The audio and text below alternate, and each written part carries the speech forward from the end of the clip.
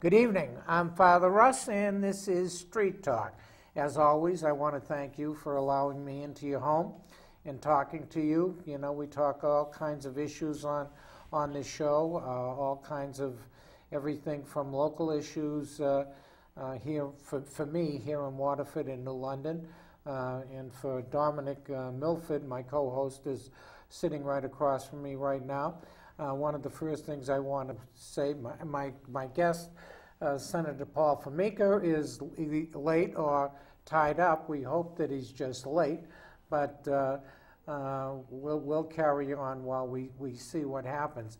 I want to say to my friend and person that's sitting in the nursing home, Darren Laramie, God bless you. Hi, me and Dominic are here, and we hope that you're watching us. We know that Bobby was supposed to go over there to see you, and hope you're doing better. And of course, we're always hoping that you get home to us quickly, and you know that you're being a good boy and doing the good things that all the nurses and the people tell you what to do, so that you get better. So we love you, Darren, and we miss you.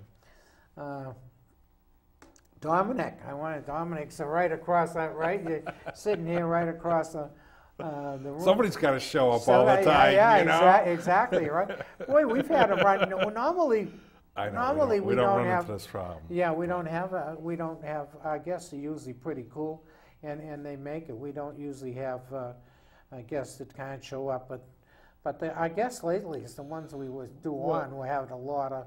Yeah, I mean, some of it's understandable. Look, Yeah, you know what? really things have been really complicated up in Hartford. I mean, Right. they just went through. I mean, they got a deal to close this year's budget gap of $220 million after they just fixed it up in December to say that they had another budget gap, and you know, they got another huge mess to deal with. Yeah, it's a mess. And this is all the same budget cycle. Yeah, exactly. This isn't even getting into the one that's further on down the line. I know. This is a horror. And, look at all the layoffs they're talking about. I mean, it's a real horror that's coming down. I mean, we're in. It's not only Connecticut. I mean, it's all over the place that are in such financial straits. We're probably better off than the rest of the world right now economically, but we aren't. Well, it's you know what? I think there was a presumption back in 2010, 2011 that this was going to be like every other recession that happened. You go deep down in, and it comes right back up right afterwards, and demand and everything else. And then there comes a point in time where there's almost like a correction in the system, right. And the whole labor market changes. Yeah, exactly. And I think that's part of what we're in. Well, and speaking of a labor market, I think that's really one of the biggest problems going that we have. And, I mean, you got people, the whole labor situation is really off. I mean, we were a manufacturing country, and that's not happening anywhere. Our tech stuff is all coming in, higher education for the changes in that. I think a lot of people don't realize how much that's affecting us. I don't think people realize how much robotics is affecting us. There's so many things. I mean, we're in a historic change, and unless you really study it, I don't think you realize what you're into. And it's a scary situation for a lot of people, especially low-end situations in the middle class. I think, coming around to this, I mean, talking about the rest of the nation, this is what our good friend Donald Trump is drawing upon is, you know what, there's a lot of people that are out there that are in a very worried situation. Right, exactly right. And they're looking at things like trade deals. Right. And well, saying, they think he's got all the answers, yeah, right? and saying that, we gave away all these jobs to all these other countries, and all these other things along those lines. And they think they're coming back. He's the answer and the key phrase, and he's going to bring them back. The fact of the matter is he can't do half of what he's talking about. But unless you're at a level of understanding, even business, you don't even understand. It sounds great. And he's right in so many things, okay? I mean, our infrastructure should be totally rebuilt. Investment in our own infrastructure is key, and that could put a lot of people back to work. That's a Bernie Sanders thing, too, and Hillary. I mean, they know if they invest here, we could put millions back to work if they want to do it, which means trains, electric grid, roads, everything. Okay, it's a lot of stuff needs to be rebuilt. Okay, and we're not doing it. Well, I mean, I think the other part of that is, I mean, as much as we want to do over here, and you know, we talk about like going back to an isolationist point in time, and it's kind of scary if you really think about it. This is like a replay of like the 1920s and the 1930s about what happened in the world in Europe. Exactly. And where we were Right. between World War I and World War II. Exactly. Where you had almost like this nationalist thought process. Right. And America was isolationist. Right. Exactly. We wanted to withdraw from the world and let them go over there and do their thing. Yeah. Our armies had wood sticks for rifles. At one point, yeah. Well, you know, well, we were an island to ourselves, and we're not an island anymore. Okay, to ourselves. So we obviously became the hugest leader, and in some respects the police of the world, security and all that kind of stuff, and Trump saying where everybody's not paying their fair share. That's what it feels like. Well, some of that is true. The problem is he's off the edge on that stuff. You know, it all sounds right. It all feels good. But there's a whole process that has to happen in between, okay? And you can't, of course, I don't believe you can be a nationalist country. We're made up of all kinds of people, and we've always been, and we assimilate those people, and that's what makes it work. We got a few fringe clowns. And that's really the key. Yeah. When you talk about some of the Islamic issues and everything else, is that we assimilate people into this country. When you go take a look at what happens over in Europe, they have like they're very isolated. They have their little enclaves of people. Well, you're right, exactly right. And they don't draw them in to their countries. So you can look at Belgium. Okay, and the discriminatory situations that happen within those countries, and that's how you have all the difficulty, you know, because people go in them and they're not part of the, or they're not wanted or whatever, and you got difficulty. Obviously, we have difficulties. That's not to say that, but we don't have anything like that. It breeds. Oh yeah, exactly right. Yeah. In the jails. Yeah. I mean, you probably know more about this than anybody else that's out there on how the mentality of what a lot of these people, you know, do. Well, when you're in the street and when you've been where I've been, and you're in the prisons and you deal with the lowest denomination of standards, you do understand where they're coming from, what they're doing, how they survive and everything else, and exactly right, they breed. Okay, you have the more uneducated parents you have, the more uneducated kids, the more uneducated they are, the more kids they have. It's a we-they system. They don't want to assimilate. Okay, everybody's against them. They hate authority. They hate rules. You know, because of partly education, and they're on the lowest end of the strata. And if you don't do anything about that, I mean, you feed that. Poverty feeds that. Okay, we know that. We know from all studies. Poverty feeds that and stuff like that. But if you really want to change people, you have to take them in. You have to allow them to assimilate. And people always ask me, how do your guys change a woman, okay, from corrections, bad people to being providers that contribute to society?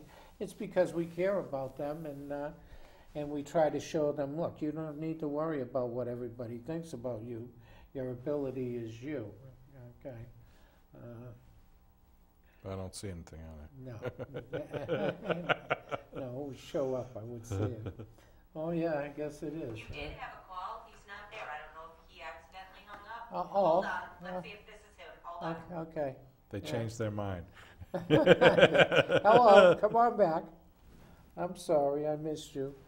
You know, it's probably Bobby or Darren. Bobby was going to call in. I know he had certain things he was doing tonight. For God's sake, it could be him if he's on there. Okay, I got him. Dennis. Oh, Dennis. Oh my goodness. Okay. Hey, Dennis. Hey there, Father Russ. How are you? All right. Hi, Dominic. Hey, how you doing, Dennis? I missed you on your show. I was here to watch your show. Oh, I don't know. I just got up a little while ago, and I was sitting here and I'm listening to you guys, and then you said something that just made me have to call, as always. Is you said we have to let these people assimilate. What did you mean by that? Assimilate. Come into the country. What I mean by that is the difference between America and Europe is we have a culture that brings people in. It's about, you know, the United States of America is a big, huge melting pot. You go through all these different points in time where there have been different immigrant waves of people, say from Ireland, you know, say from Italy, say from all different places, and they've been brought in and been a better part of the culture. Whereas when you take a look at what's gone on over in Europe, they don't have that sort of mentality over there, and so these people tend to stay in like their isolated communities. But Dominic, that's happening in our country now. That very thing. We got people coming in from Mexico, South America. We have Muslims coming in from whatever countries they're coming from, and they're creating their own little worlds within our country. And they're not assimilating. That's not true, Dennis. It depends on where you are in the country. Yeah. Okay? Now, if you're out west and everything else, and the Mexicans that come in there and that have come in there, I lived there 22 years. They're a community just like our overall community. There are sections... Huh? No, I was going to say, do you think that the Hispanics in New London are assimilated into the way of New London? Some of them, yes. Not all of them. Yeah, okay. You got to look at the level. That's what I was talking about. There's a level of community that poverty creates that doesn't. They stay isolated, and that's a problem. Okay, and it's usually around communities that have large poverty situations. Outside of that doesn't happen. Okay, like large parts of Michigan have a lot of Muslims that come in. When I lived in Michigan for many years, there's community out there. I mean, they've been part of the community. I hate to, you know, say one city against another, but they're all assimilated and everything else like that. You have Muslim friends, stuff like that. They're not like these crazy wackos that you're talking about, which is a fringe. They're a fringe element. Look, the Irish have, okay, and the Italians. They all had them. Every nationality had them. We have them, sure. Okay? But you're not talking about the major part of the population, okay? And sometimes it took years for each group to earn its way or get its way within our structure. But it's far worse over there than here. That's all. That's what we're talking. See, I don't know. Me and you're going to have to do a show again and bring Dominic along. Okay. I don't. You call I'm it. not- You call I'm the not- show, and we'll do it. Okay, I don't really agree with you on a lot of this because to me it seems like, you know, people come to this country, and back in the day, I know that was back in the day. You had a lot of people come from Europe and places, and they assimilated. They became an American. Now you have a lot of people, I think, that come here. You may have some that want to be Americans, but you also have a lot that get wrapped up in their own little worlds. You have Chinaville, you have whatevervilles, and the only thing they're doing, it seems to me, is, as far as assimilated, is getting whatever they can get and not becoming productive towards our country as a country. Okay, I need You to follow me? I need to tell you this first. I know Dominic thinks I'm going to say one, but I'm going to tell you I'm Scotch Italian. Okay, okay. I had a Scotch family that hated Italians, and I had an Italian family that hated Scotch. My mother and father got together. We assimilated. I got me. Now my youngest. Well, I got multiple kids. I have a multi-racial family, but my youngest is Scotch, Italian, German, Irish, English. Okay, my youngest daughter. So all those people got here and assimilated. Sitting across from me, okay, I don't know if you know, this guy is just got his citizenship. When? Last July, July 2nd Okay. of last year. Yeah, yeah. Otherwise, he was one of those immigrants. I was one of those immigrants back in 1976. I could have waited till your show to do that to you, but you know. I came over here with my family. You know what? Where'd you come from, Dominic? I was born in England. We found Paul. keep talk. Okay. And I was born in England. We went to Canada, and then we came down to the U.S. So Okay. I see. Now, I know. I got another. So I mean, call. you know what? Okay. I went through some level of assimilation, like even in coming to this country. Even though I can speak English. Can you? Yeah, I can. It's me that can. But there was some level of assimilation that I had to go through as far as the culture. And I used to have an accent when I was 8 years old. I don't have an accent anymore. No. I wish I had it. You know, it would have been good with the women and stuff, but, you know. I know. you know, I'm going to hang up in case somebody else trying to call. But, Okay, we love you, Dennis, and we love to do the show. I'll be in touch with you guys to get you on my show. We'll have a fun show. Good. I'd love to, Dennis. All right, talk to you later. All right.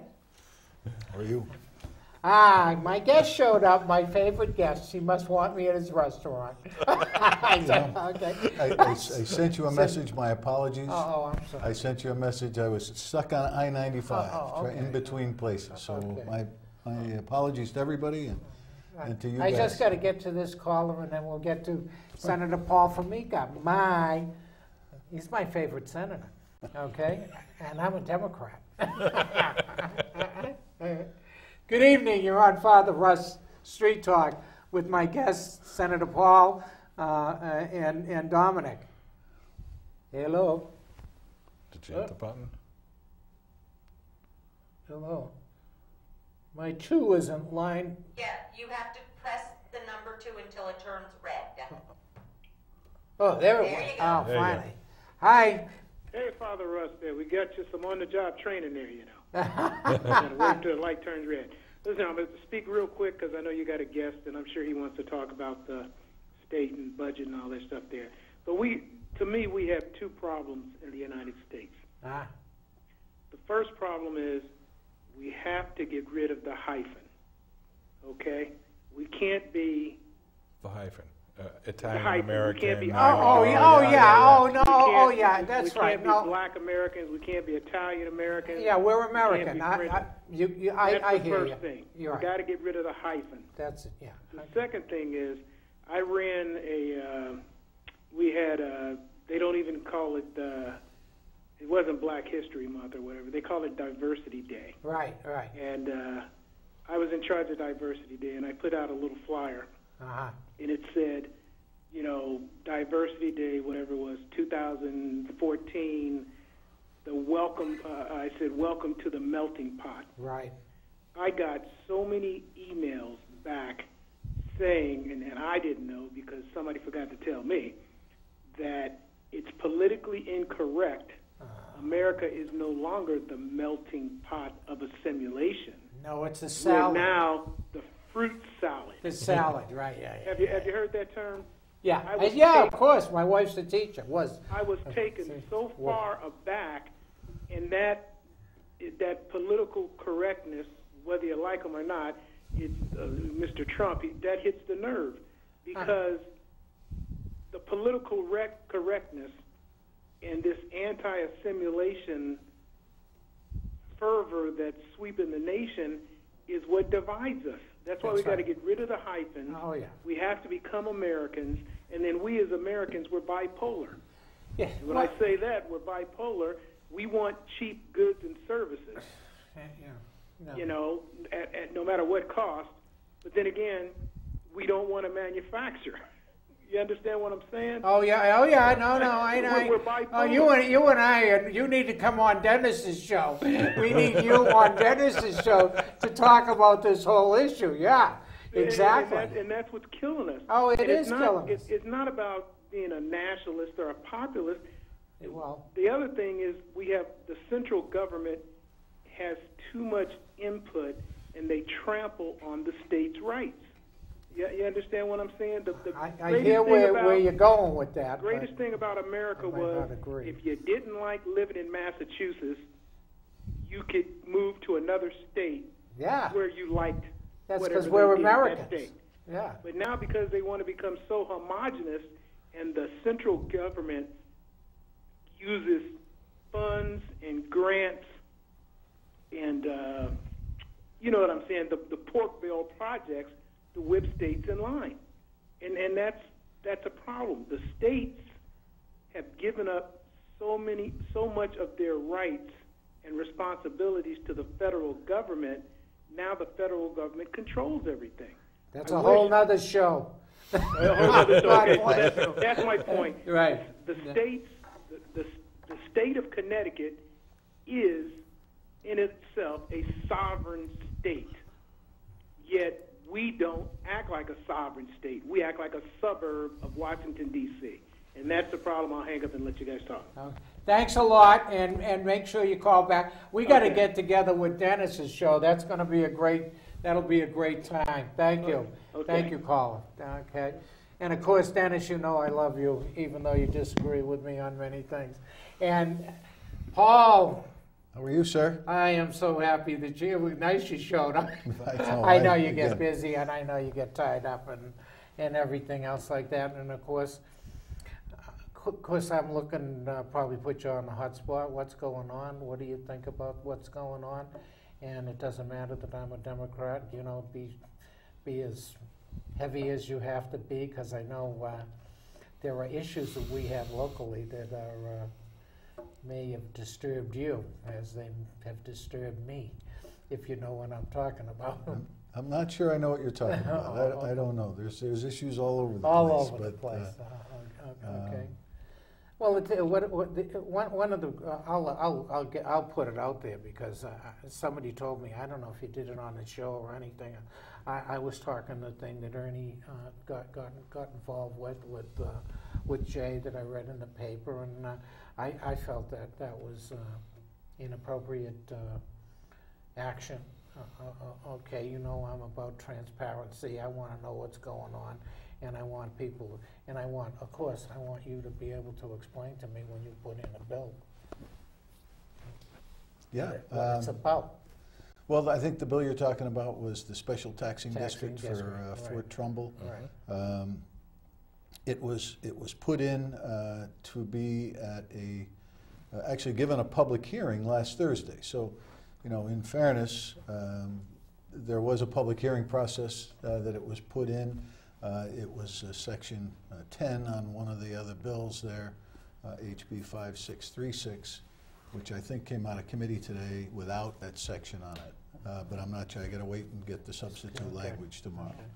Okay. But you know, East Lyme, I'm familiar with special taxing districts because We have 8 of them in East Lyme because we have so many beaches. Okay. And the beach associations often have special taxing districts because they pay the taxes on their property to the community, but then they're able to levy a tax to those in the local beach area. Local beach area. So they can help with That's what I maintaining the need to beach explain. and doing the dock. So special taxing districts in and of itself serve a purpose. Right. The difference with this special taxing district from that of a beach association was this was modeled after a bill that came out of the legislature in 2005. It enabled Bridgeport to be able to do something. Steel Point, and it enabled East Lyme, as a matter of fact, to try to develop Darrow Pond. Now, one, Bridgeport seems to be being of some success. I'm not too familiar with what has happened from them. The way they did it was they needed to do so much infrastructure down on Steel Point in order to develop it that it was about $300 million worth of infrastructure. So the way they set it up was they created the special taxing district. So all revenues that are raised within that actually go back to paying the bonds first. They don't go to paying the city of Bridgeport. So the difference between the beach association and this particular type of taxing district is this taxing district can sell bonds. Right. Beach associations can't do that. Okay. There's a special clause in the thing. It happened with Bridgeport, happened with East Lyme at Darrow Pond, and the reason, as you described, was to build infrastructure. Okay. To build roads, because everybody knows that's the most expensive. To put in water and sewer, to do all of those things that you need to do so that the properties on either side of the road can get developed and sold. And so it's often a tool to be used in that. Now, I think what happened in this particular case in New London was on Wednesday afternoon we get a call from EB concerned. They see the bill coming out, and I had not heard of it or seen any knowledge of it. Right. But I'm not on that committee. I have enough to do with the three committees that I'm on. Right, exactly. Usually when those bills, and just so you know, when you're in the legislature and in the short session, individual legislators cannot offer a bill. They can offer an idea, it goes to the committee, and the committee offers the idea. In order for it to come out and get voted on later on by the House or the Senate, it needs to have a public hearing. Right. So this thing was put in the bill, and for however you want to call it, it got there. I got notified on Wednesday, made some calls, and I said, hey, what are we doing with this? Is this a good thing, a bad thing? And I didn't know, so we had a meeting Thursday morning with all the folks from New London and with Ernie and Jay and all those guys. And you look at the language, and the language was specific really to Bridgeport. It was a cut and paste type of situation that came out. So the numbers of the bonds they were floating were Bridgeport, and the number, and so I think, I mean, I don't want to beat anybody up, but I think everybody had their best intention in mind. I'll say that.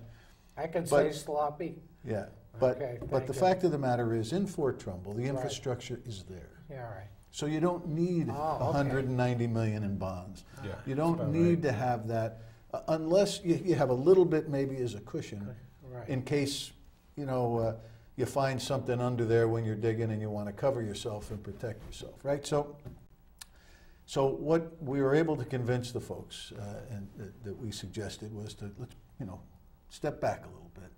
Let's look at what we're trying to do in Fort Trumbull, because we need to develop Fort Trumbull for London. That's the key, right? It's been such a history of dysfunction, good and bad, and we got to have something good come out of it at the end of the day. Right, exactly. So, it needs to be developed, needs to be paid for itself, needs to be, and it's in a key area. As we know, with everything coming in, if we do the water stuff, it's key. It's how you do it. It's how you do it. It's the process that, So hopefully what's happened now is the language gets removed from the bill today before the rest of the bill gets sent out. We'll be able to sit down and speak with the mayor, speak with some of the other development folks that they got there in New London that are interested in really doing a good job, and find out what kind of language we need to put in there. And in the next session, we'll have time, because the other thing with the special taxing districts is, I'm sure you can help me with this, that you already have a developer on board. You already have a developer that's close, or you have a developer that's talking. Well, on top of that, what they got in Bridgeport were they had Tiger grants from the federal government that were supposed to be a part of this whole thing. So they got like an extra like $11–12 million from the federal government to help pay for a lot of these infrastructure changes. You know, So they must have been down the road. My most concern is the watchdog that watches the money in these developing things, okay? I have a long history of individuals who've developed stuff in Boston and everything else like that. So I'm well aware of what can happen in these things, you know, from my past histories. So my concern is that it's all transparent, that it's all above board, and you got somebody watching the bucks, because we're talking big bucks. The big bucks. And I think the other thing that I think was of concern is that there was a couple of clauses in there that allowed for the control to be within that group of advisory folks within the special taxing district. Now, there's not a lot of folks within the special taxing district right now, and you know, I think you'd want to have the city council to have the say and be able to implement it. So I think the language just needs to be cleared up. I think the people need to decide if that's what they want to do and the mechanism they want to do. And if there's a developer or a development that's coming, is it appropriate way to finance? Now, Right. there's been some conversations with Electric Boat about solving their parking problem. They have, you know, which is, when you're in business, you want to have a parking problem, right? Yeah, you need to deal with them, you know. But there you was need to be talk able to about solve a garage you were talking about down there, which I think what they were talking about, all their plans were reasonable plans. But again, when you're in a city, you need to explain that to your voters, like, I'm no longer over there. I'm over in Waterford, so I'm not as concerned maybe as I would have been if my residents, and could have been right up the road from where they're talking about. We almost bought there, and I would have been in, you know, I would have been. And I think too, you want to clarify your intent to the partners that are around there. EB is a big job producer, both here and in Groton. Right. It's going to be an even bigger one that they're bringing more. They're bringing 4,000 new jobs. Yeah, So we, you know, if we could get that parking structure there and have EB be a part of it and not have any issues, you know, that we have to get in the way of that. You know, you want to clear the deck. You don't want to. I want to make sure my viewers hear that, because a lot of people don't we're talking about 4,000 new jobs under EB's thing.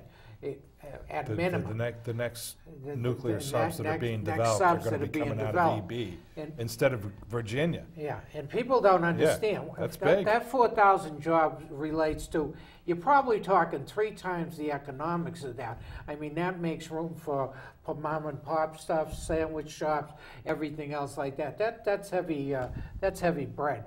Okay, for those that don't sometimes understand what that does. You know, and one of the things that we're suffering, you know, from the caller mentioned the budget is revenue, and the reason that the revenue is going down so drastically is that the high earners are moving out of the state, and they're taking their high tax payment with them, and they're being replaced with earners that are half or a little bit less. Yeah, exactly. And they're not replacing. So we may have unemployment at 5 or 6%, whatever, 7%, whatever the number is, but it's not the same level of gross product into the economy. Yeah. You know who had to explain the economics? I mean, I'm pretty good, but Senator Maynard was mentored me in understanding of the tax fluctuation, who goes out, what companies leaves that pay big bucks, how we got to change that around. You as a businessman know and clear on what happens economically.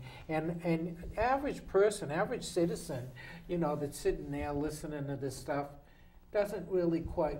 It isn't your home financing. I hate people who say, "Oh, this is just like you write your check at home." No, it ain't. There's a lot more commas in this. Yes. A lot more commas, a lot more moving around on how you bring that revenue in and stuff like that. So it's not seriously complicated issues, you know. And people are scared right now, as you see, with, you know, the governor talking about how many thousands of people are going to be laid off, everything else, us getting banged in the disability area and stuff like that. You and I haven't had a raise in what, Well, we had 2 raises in how many years? 15. 15 years. Yeah, 15 Yeah, years. 15 years, 2 raises. Well, I know. Working for the wrong people. One battle's is done, and it got done in a bipartisan way. The closing of the $220 million, and there were a lot of ideas that were used from all sides. I guess my next question is okay, that gets us through till the end of June. Not quite. Yeah. Not quite. There you come go. come my July God. 1, you guys are dealing with the bigger one, which is the $900 million. And here's the history of it is that July 1 of last year, the budget was implemented with a projected revenue higher than what could be achieved. And Right. so once the revenue wasn't achieved, then the expenditures were built into that revenue. Right. And so once they weren't achieved, you started getting deficits. And you read and heard the governor got a mitigation plan or a rescission authority in September and October, and then all of a sudden, that wasn't going to work because of the hospital issues and all of the others. So they asked if the Republicans would finally come into the room. That was the first time in many years that the Republicans had been asked to participate. We came into the room in December, and our leaders said, we'll come into the room under 3 conditions. One is we got to decide on what the number is. And then we got to make it public. And then we have to have structural change. And so we were able to achieve 2 of those. And so while some of the ideas were good and fruitful and back and forth, closing a $300 million deficit last December, it was not a bipartisan vote because the third part of the deal wasn't able to be met. And structural change is the only way forward. So now you come in and you think you're done. Well, the revenue picture again comes up in January, and it shows that it's short again. So it led to the $220 million deficit that you spoke of and that we met in March just last week to close. Now, the difference between December and March was that there was real engagement of ideas. There's real discussion of ideas. And we were close enough at the end that there were a lot of our ideas and a lot of their ideas. And the idea was to get it to go to the end of this fiscal year, June 30th. And $220 million was not cuts. There was $132 million in cuts. There were $62 million in transfers and $25 million in sweeps. So that they're taking money out of every corner. Okay. So now we're going to get to April 30th, which is why I said not quite, when the next revenue numbers come in. So hopefully they'll be okay, but if they're not, they can't be above 70 million, I think is the number, because the governor has the rescission authority to fix that without the legislature. So who knows what that means?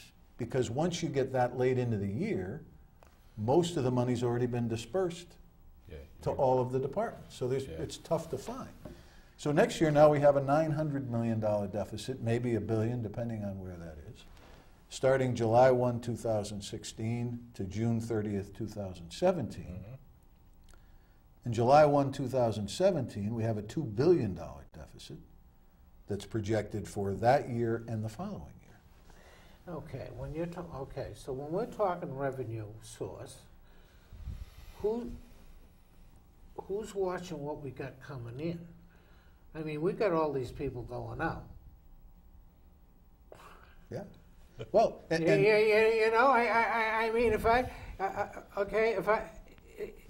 got all these expenses, okay, and I had this revenue coming in. Now,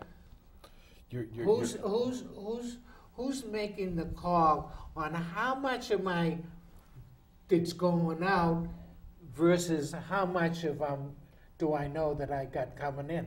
And am I guesstimating? Well, here's an interesting thing, and I think it's one of the structural changes that I think I'd like to change. When I was on a first selectman in East Lyme, you have a board of selectmen and a board of finance, right? And the board of selectmen, I put the budget together, presented to the board of selectmen, they presented to the board of finance.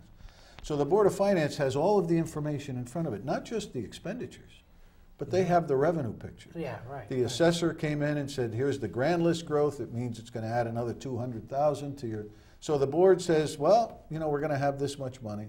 Right. So we got to cut here or add here, whatever to match. Right. Well, at the state legislature, the revenue goes to the Finance and Bonding Committee, and they handle all of that. And the expenditures are done in the Appropriations Committee, and they handle all that. And I can tell you, now here we are in March, or tomorrow's April 1st, right? There's not been a joint meeting of those two. So they're not together. No. So I'm blowing up money out the door, and I don't know how much money I got coming in. You know? So now maybe 2 or 3 guys at the top know. Yeah, okay. But right. none, there's 50 people on the Appropriations Committee. Right. And the whole crew don't. And how many on the Finance Committee? So one of the things we have to do is have some joint committee that meets when you get close to budget time, every week, every 2 weeks, and said, here's the picture, or they send, you know, sheets over and you know, this is what we're doing so we can match what's going on. It seems like a lot of the state has been on, I don't know, what I call like automatic pilot to a certain degree, that there's built-in you know, increases in certain expenditures which are unrealistic. And I know when I took a look at like the last deal that they did with the state employees, and I believe it was 2011,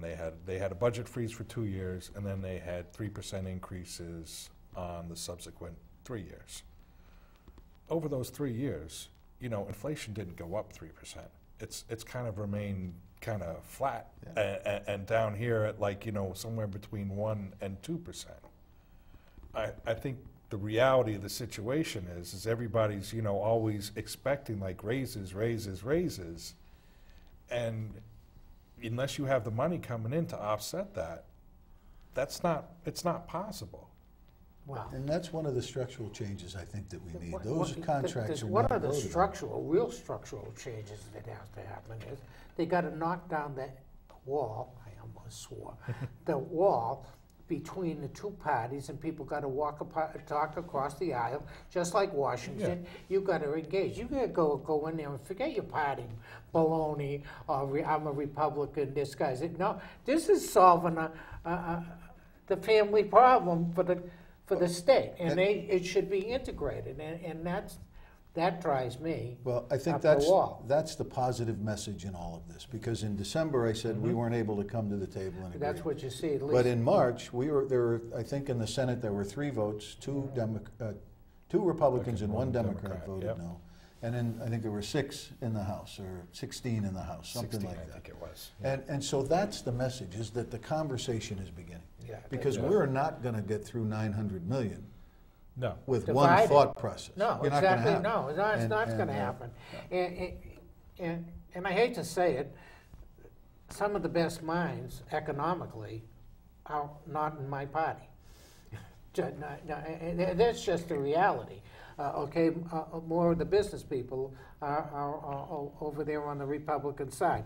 What I love, and I do love it here, you know, I have Republican friends. I can talk to them on a national level.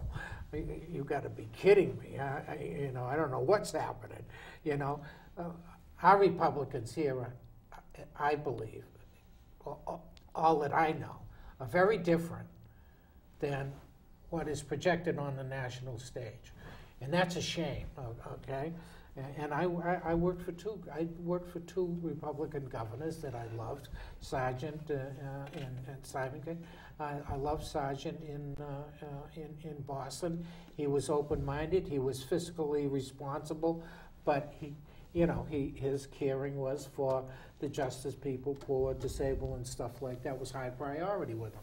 As I feel that most people bipartisan are like that. So I'm just, I'm worried about where we're going in the state with all the stuff that's losing, how we're going to pay for it, the reality. Here's what I think I'm kind of wrapping my head around the whole thing, right? Your $2 billion deficit or $1 billion deficit. I don't even know how you get there, first of all, right? I mean, that's hard to do, I think.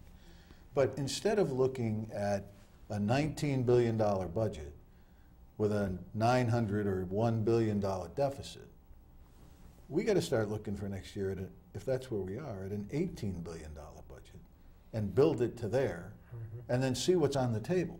What efficiencies can we create?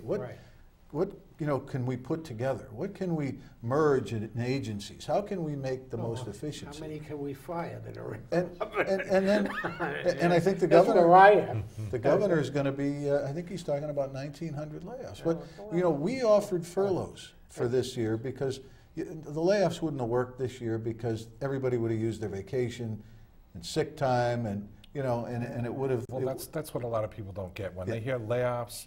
It takes a while for that to get through the whole system. Exactly. And especially, like you said, they'll use up their vacation days, they'll use up all this, and it takes a long time for that money to actually be seen. Yeah. Right. And so, but the other part of having layoffs is, while it may work in helping you balance things, it puts 2,000 people out in the communities that don't have money to spend, that are having trouble with their mortgage, that are maybe they're working for 60 or 70,000, that they go to work for 30 just to try to keep the lights on. That's right. And so it just furthers the decline. Right. So we have to find a way to keep people at work. Yeah. Well, that's the key. That's really key to. I can't believe that. It's really key to all that we talk about in economics. What we do here on the one hand affects everything and affects the whole total community on the other. And I want to give you 2 minutes at least to tell us what's going on as I tied you up, because I can't believe. I know, Tim, when do you get out? How many minutes we got? We got 5 minutes. 5, yeah.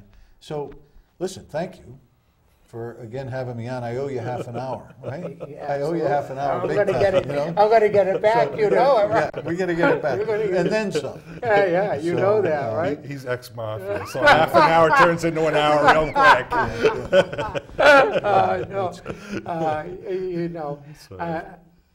How do you like where you are? You got into this job. Are you enjoying it? Listen, I think it's one of the great honors of my life to be able to do that, and to bring a perspective up there. I tell you, talk about budgets. We had 7 balanced budgets and surpluses when I was in East Lyme. Yeah. I was have the unique perspective of running a business and a municipality during the Great Recession. Exactly. And we come out, and those types of ideas and thinking and experiences are not very prevalent up there. A lot of people, they're from different backgrounds. Yeah, they're from different backgrounds. And they don't just, understand. They don't get it. No, exactly. So that's why it's even more important, to your point, that we have to speak together. Oh, absolutely. So I spent the first year meeting people, introducing myself, trying to understand, because up there. Did he tell you got a standing ovation last time he was in? Did he tell you that? Huh? He was introduced? My ovation he got, right? I don't know if he told you that. Yeah, he was trying to keep it a secret. But everybody told me. Yeah. How come you weren't there? If I said, hey, I got mine years ago. He loved it too. He does. No, it's well deserved. He works seriously hard. Dominic, without Dominic, I wouldn't be doing the show anymore. I'm too old. He goes across the aisle. He works with all our friends and everything else. The hardest time he has is. Well, the hardest time we have is dealing with our own.